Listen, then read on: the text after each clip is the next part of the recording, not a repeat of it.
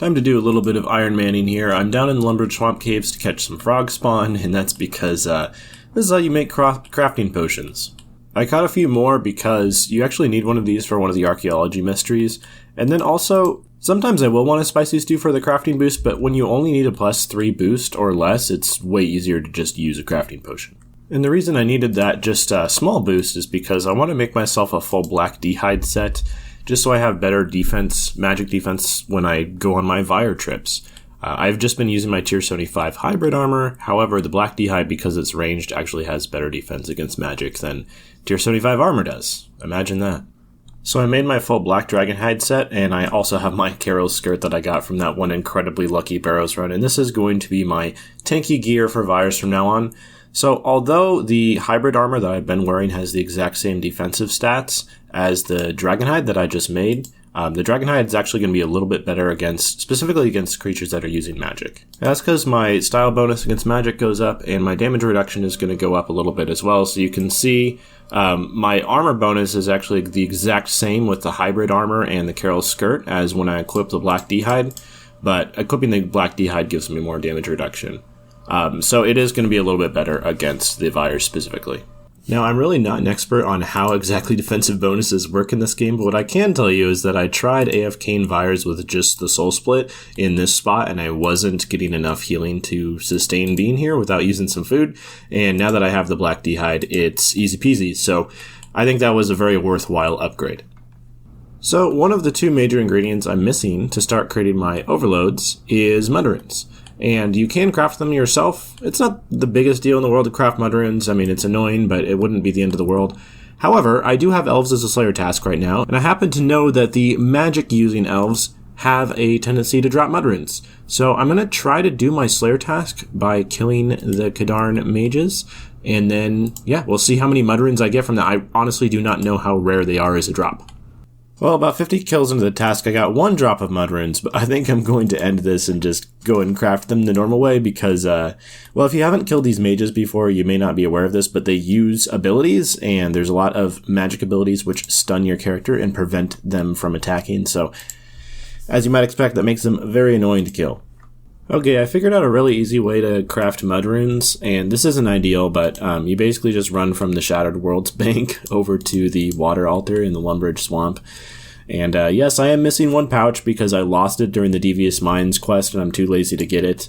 And also, yes, I am using Earth Talismans. You can avoid this by using the Magic Imbue spell, but I'm too lazy to go do Lunar Diplomacy right now. So I'm getting like 45 mud runes a trip-ish, and if you did this optimally, you could get north of 50. Okay, I got my ground mud runes, I'm making my extreme magics. The only thing left I need is extreme range, and then we'll have everything we need to boost and make some overloads. So I should just go catch some Grenwalls, right? Well, unfortunately, it's not quite that easy. I am going to need an item first, which is the Tyranwin Quiver 2, and the reason why is because it makes catching Grenwalls no longer require the bait of Pauia meat, and it's just really inefficient to hunt Grenwalls without this, so time to do some tasking, and I think I have to do 2 quests as well before I'm ready to do all of the achievements for the medium Tyranwin Diary. So I was wrong about saying I only had to do 2 quests earlier. I have to do 3. I guess there's 3 quests in this quest chain. This is the first one, though, the Path of Glufri. Oh no, sorry, the Eyes of Glufri. The next one is the Path. Also, we just hit 250 quest points, which means more money at May's Caravan. Okay, that's the Path of Glufri done. Otherwise known as the cutscene quest. I spent most of it just holding down the spacebar, to be honest. But I can now go kill warped tortoises now, which is going to be useful if I ever need to make some tortoise pouches before we get 96 summoning for yaks.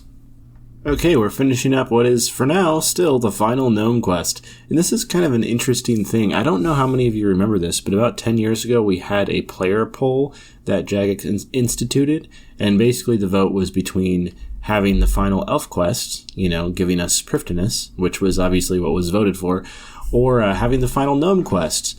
And the funny thing about the gnome quest is, I was reading a Reddit post about this, but apparently during the quest, and I often don't pay too much attention towards the lore, there's promised another city that you unlock basically after you complete the final series of the gnome quest.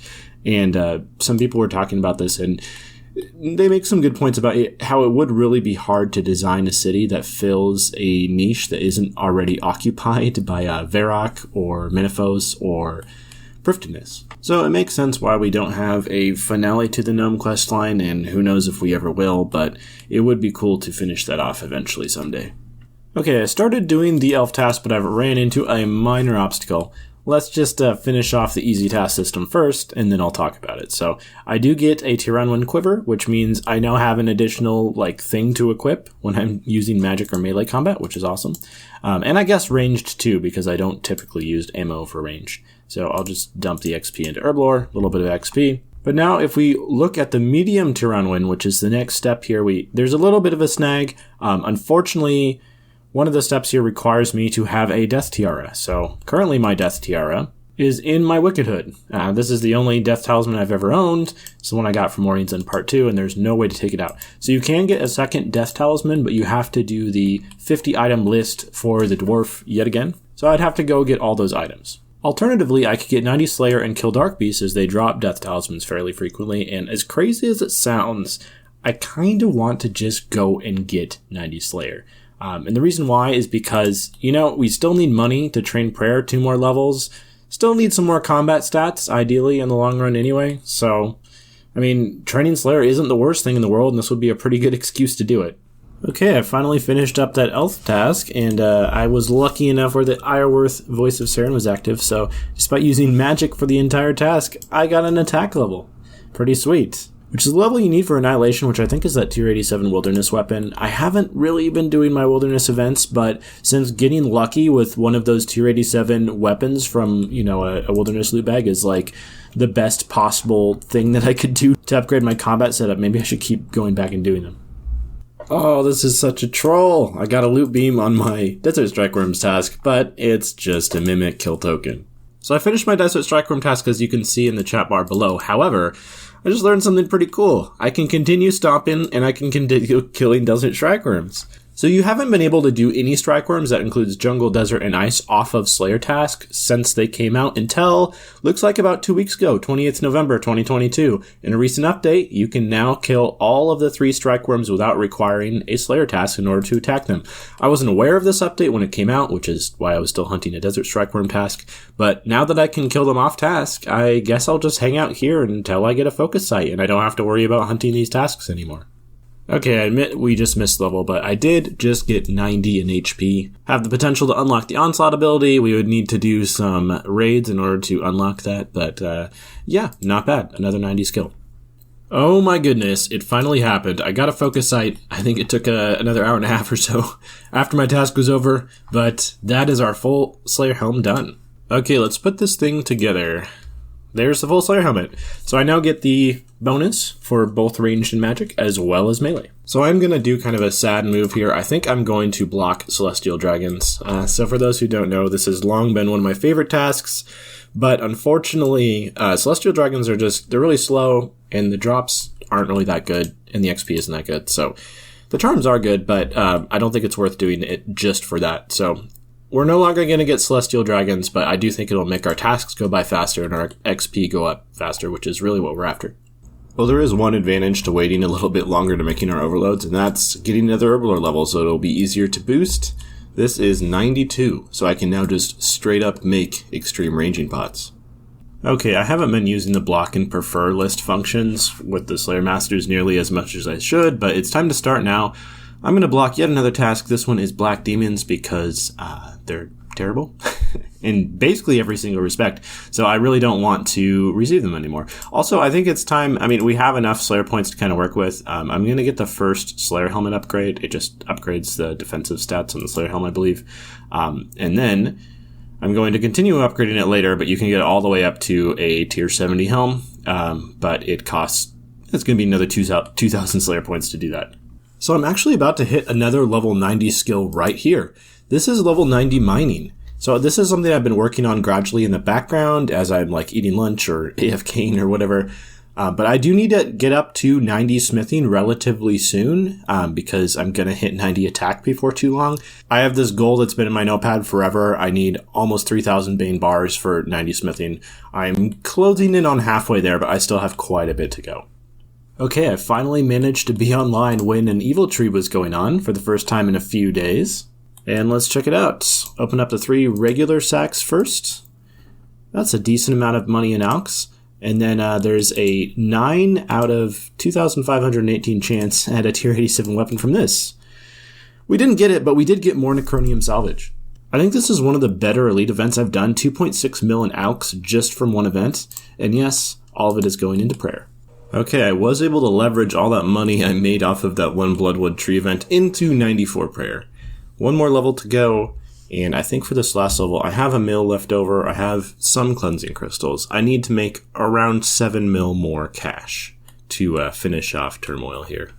So I think I figured out how I'm going to make the extra few mil that I need for 95 prayer. I'm starting to turn some of my Bane bars into plate bodies, and these babies alk for 320,000 each, which is a lot of money. So technically I am setting myself back a little bit in terms of getting to 90 smithing because I was planning on turning these into Bane burial plate bodies.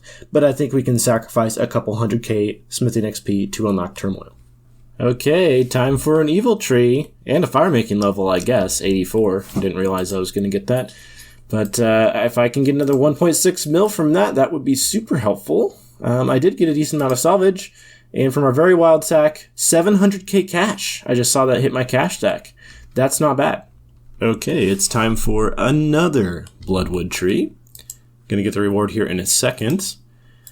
Looks like we got not as many alks as the previous couple times, but still a decent amount of money. And the big reward, we got a Zamorak statuette. What does that do? Okay, I looked it up. The Zamorak statuette is just one of those like leftover rewards from Bounty Hunter years and years ago, where you just kind of sell it to one of these dudes for cash. Little unfortunate. It's a worse version of the Saradomin statuette. Instead of being worth, what was it, 1 mil or 1.5 mil? This is only worth 500k, so not the best, but we'll take some money.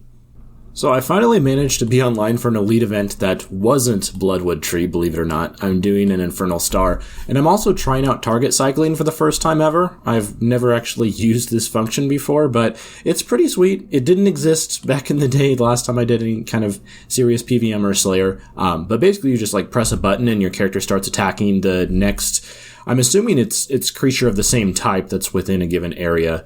But yeah, you don't actually have to like individually seek out and click on the Pyrofiends, because sometimes that can be really hard to do when there's a bunch of stuff going on screen. Okay, that event is done. We just get the 2 regular sacks of wild rewards and the 1 very wild sack. Okay, not a ton of alks, but hopefully our very wild bag is better. Oh my gosh! Are you kidding me? I just got a decimation. That's absolutely insane.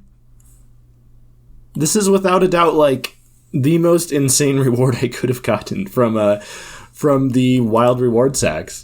Okay, I'm not even going to pretend like I deserved this or something. I have done nowhere near enough elite wilderness flash events to like be due a drop like this. That was pretty crazy. But not only did I get, like one of the tier 87 weapons, but also like if you look at the entire rewards table of stuff that's possible from wild rewards here, it's pretty much the best possible reward I could have gotten. Like, yes, technically the Dark Onyx core would one day eventually probably be better to get, but out of the 3 weapons, Decimation is absolutely my preference. The other 2 are good as well, obviously. But yeah, this is our best range weapon for a very, very long time. Because, of course, it is going to be a very long time before we get tier 90 weapons.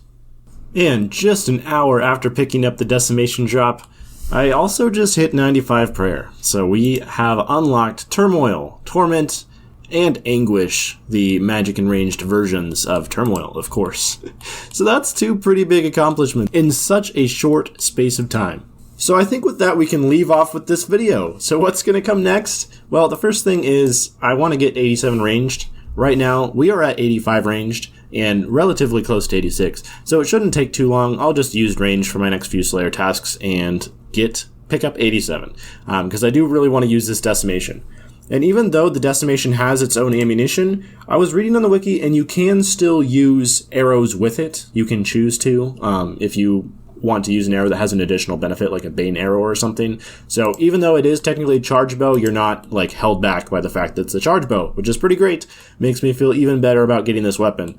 And then I guess we're using the decimation for some PVM. I think eventually this will become an awesome Rax weapon. I was worried about having to do Rax with like tier 80 range, but doesn't really seem like that needs to be the case anymore. So yeah, I'll leave you with this. I'm going to continue working on Slayer. 4 more Slayer levels. We'll hit 90. We'll be able to get our Elf Quiver level 2. And we'll be able to make some overloads. And then I'm going to have overloads term and a tier 87 weapon. That should be a good enough start to like do some God Wars Dungeon 2 or something. So let's do that. Alright, thank you guys so much for watching. I will see you next time. Don't forget to join my friends chat in game at munclesonkey, and I hope to see you there. Until then, goodbye.